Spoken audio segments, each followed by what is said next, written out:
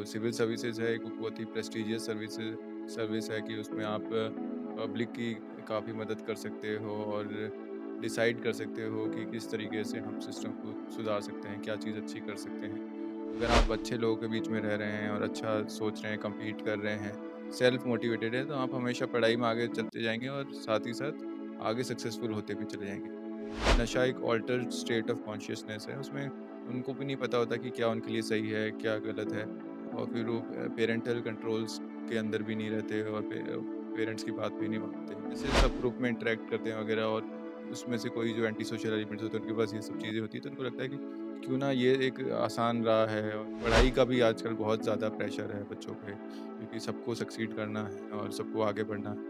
कि आजकल जो ऑनलाइन फ्रॉड्स हैं और साथ ही साथ इनको कई लोग सिखा भी रहे हैं, कई क्रिमिनल्स भी सिखा रहे हैं। जैसे मेवात में हमने गैंग्स बस्ट की, उसमें नेचर ऑफ क्राइम को देखते हुए, नेचर ऑफ सर्कमस्टांसेस को देखते हुए, हमें जो भी एग्रेसर पार्टी है उसके अगेंस्ट एक्शन लेना ही पड़ता है। जो भी आपका जो एजुकेशन फील्ड है, जिस फील्ड में, चाहे स्पोर्ट्स है, किसी भी फील्ड में आप कम्पीट करना चाहते हैं, अपने आप से एक आप प्रेरणा लेते हुए, कई लोग बहुत छोटे-छोटे लेवल से एंटरप्रेन्योरियल माइंडसेट से छोटी-छोटी चीज़ करके बहुत बड़े-बड़े स्तर पे पहुँच चुके हैं।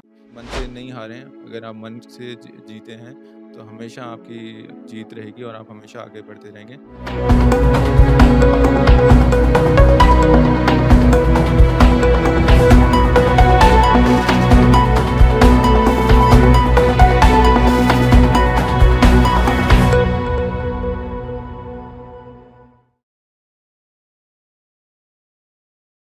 नमस्कार, मैं मोंटू राजा एंटी करप्शन इंडिया से स्वागत है आपका।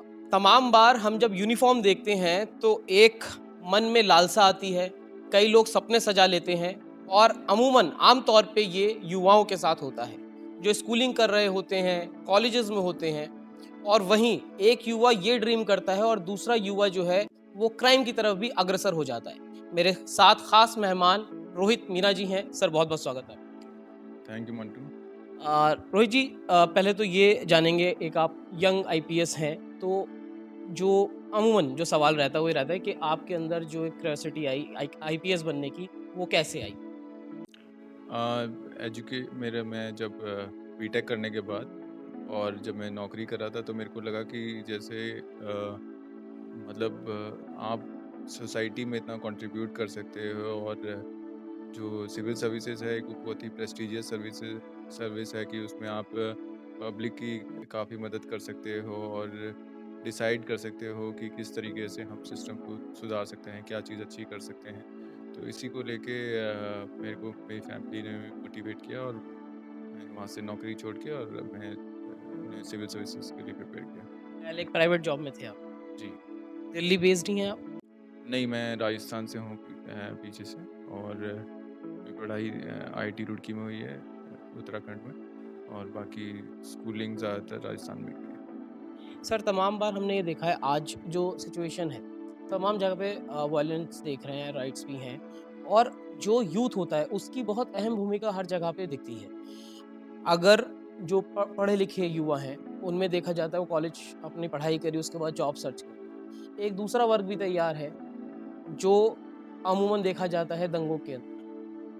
कुछ लोग उनको इन्फ्लुएंस करते हैं, बरगलाते हैं। उस युवा के लिए आप क्या कहना चाहेंगे? क्योंकि जब वो इस तरह की हरकतें करते हैं, तो वो क्राइम में तब्दील हो जाती है फिर चीज़ें, और जो क्रिमिनल पकड़े जा रहे हैं, वो अधिकतर युवा ही होते हैं। तो युवा जो डाइवर्ट हो रहा है दूसरी तरफ, उसको आप एक क्या मैसेज देना चाहेंगे? क्योंकि परसेप्शन अच्छा रहता है, स्कूल तक भी सोचते हैं हम पुलिस में जाएँगे, हम कोई और डॉक्टर बन जाएँगे, इंजीनियर बन जाएँगे, पॉलिटिशियन बन जाएँगे, लेकिन ये जो फ़र्क दिखता है उसके बाद, एक ऐज के बाद, ऐसे युवाओं को क्या कहना चाहेंगे? क्या मैसेज होगा?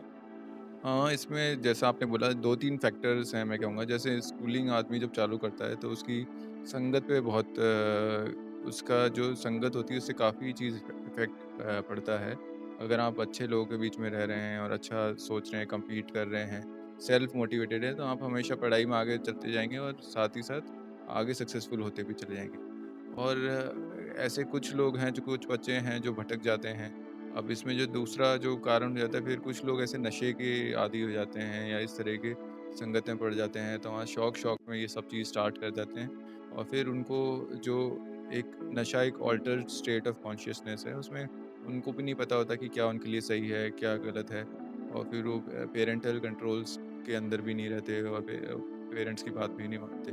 तो इस तरीके से वो मतलब एक अलग अपने सब ग्रुप को एन्जॉय करने लग जाते हैं, जो कि एक बैड एलिमेंट्स या उस तरीके के लोग जिसमें से 1-2 आदमी जो किसी नॉन क्रिमिनल के टच में रहता है, एक आध आदमी जो कोई नशा करने वाला है, इस तरीके से एक ग्रुप बन जाता है, जो उनको वो उसमें जब वो एन्जॉय करने लग जाते हैं तो फिर वो क्योंकि उनकी एज भी ऐसी होती है, उनको पता नहीं होता कि क्या सही है, क्या गलत है। जैसे कि आपने बताया कि जो युवा होते हैं उनका एक ऐज होता है और संगत का असर हो जाता है। इसी के चलते तमाम बार ये भी देखा है कि बड़े-बड़े जो एक शौकिया भी कई लोग जो हैं वो क्रिमिनल बन जाते हैं और बहुत हद तक देखा गया अब थोड़े लोग स्मार्ट भी हो गए हैं। अब ऑनलाइन और डिजिटल क्राइम में भी बड़े यूथ एक्टिव हो गए हैं। उसको आप किस दृष्टि से देखते हैं? क्योंकि वो पढ़ा-लिखा यूथ होता है। जी, मैं ऐसे तो नहीं कहूँगा कि शौकिया वाली बात है। मैं ये कहूँगा कि बेसिकली क्या होता है कि आजकल एक चीज़ है जिसे कहते हैं रिलेटिव डेप्रिवेशन। हर कोई मतलब इतना ज़्यादा सोशल मीडिया और सब चीज़ से एक्सपोज़ है कि उनको लगता है कि मेरे पास भी सब चीज़ होनी चाहिए। हम उस तरीके से और जब वो इस अपने ऐसे सब ग्रुप में इंटरैक्ट करते हैं वगैरह और उसमें से कोई जो एंटी सोशल एलिमेंट्स होते हैं उनके पास ये सब चीज़ें होती हैं तो उनको लगता है कि क्यों ना ये एक आसान राह है और जो कई बार बच्चे ऐसे भी होते हैं जिनको मतलब डिप्रेशन में चले जाते हैं। पढ़ाई का भी आजकल बहुत ज़्यादा प्रेशर है बच्चों पे क्योंकि सबको सक्सीड करना है और सबको आगे बढ़ना है। तो जो लोग ऐसे मतलब जिनको एक बार ऐसे असफलता मिलती है उस तरीके से तो वो कभी-कभी ऐसे ही गलत राह पे चल पड़ते हैं। और साथ ही साथ क्योंकि अब हम एक डिजिटल इकोनॉमी में आ चुके हैं जहाँ की हमारा देश में सबसे ज़्यादा वर्ल्ड में डिजिटल ट्रांज़ैक्शंस होते हैं। तो हर बच्चे-बच्चे को पता है कि कैसे डिजिटल ट्रांज़ैक्शंस होते हैं। इसी वजह से उन्हीं में से कुछ ऐसे जो लोग हैं जो कि मतलब ऐसे गलत लोगों के टच में आके तो कई तरह की आजकल जो ऑनलाइन फ्रॉड्स हैं और साथ ही साथ इनको कई लोग सिखा भी रहे हैं, कई क्रिमिनल्स भी सिखा रहे हैं। जैसे मेवात में हमने गैंग्स बस्ट की उसमें जुवेनाइल्स को भी वो सिखाते हैं कि कैसे क्राइम कमिट करना है वगैरह। तो इस तरीके से ओवरऑल एक ये कई लोग राह से भटक रहे हैं। तो सर क्योंकि पुलिस में आप हैं और सालों से आप सेवा दे रहे हैं, कई तरह के इंसिडेंट्स भी आते होंगे सामने। अमूमन जो पब्लिक से हमारी बातचीत होती है, कई बार ऐसे कहते हैं जो ग्राउंड पे पुलिसिंग है, वो सोशल के लिए आपको लगता है कि थोड़ी और सुधार होने चाहिए क्योंकि उनको लगता है कि हमारे साथ अच्छा ट्रीटमेंट नहीं होता है ग्राउंड लेवल की अगर हम बात करें। तो कुछ-कुछ ऐसी कंप्लेंट्स आपके पास आई हों या आपने कुछ सोचा हो कि हाँ, अगर इस चीज़ में ऐसे इम्प्लीमेंट हम कुछ-कुछ चीज़ें करें तो वो चीज़ बेटर हो सकती है क्योंकि एसीपी अपना तमाम जन सुनवाई होती है, डीसीपी लेवल पे होती है, यहाँ तक कि जॉइंट सीपी भी अब क कभी-कभी कर लेते हैं। तो आपको लगता है कि क्या-क्या आपने सोचा हो अगर इंसिडेंट ऐसे आए हों आपके पास, आपको लगता हो नहीं ये 2-3 चीज़ें अगर हम करें तो चीज़ें बेटर हो सकती हैं? नहीं, इसमें पुलिस हमेशा प्रयास करती रहती है। हमारे भी सबके बेसिकली सेशंस होते हैं, ट्रेनिंग होती है, सॉफ्ट स्किल्स की ट्रेनिंग होती है। इसमें क्या एक जो मेजर पहलू रहता है कि आप पुलिस हमेशा एक बेसिकली मीडिएशन या लीगल एक्शन लेती है जिसमें एक पार्टी हमेशा जो एग्रीव्ड रहेगी या उस तरीके से रहेगा कि मतलब तो हमेशा मतलब आपको ऐसा नहीं होगा कि सभी के दोनों तरफ के ग्रीवेंसेस रिज़ॉल्व हो जाएँगे उस तरीके से।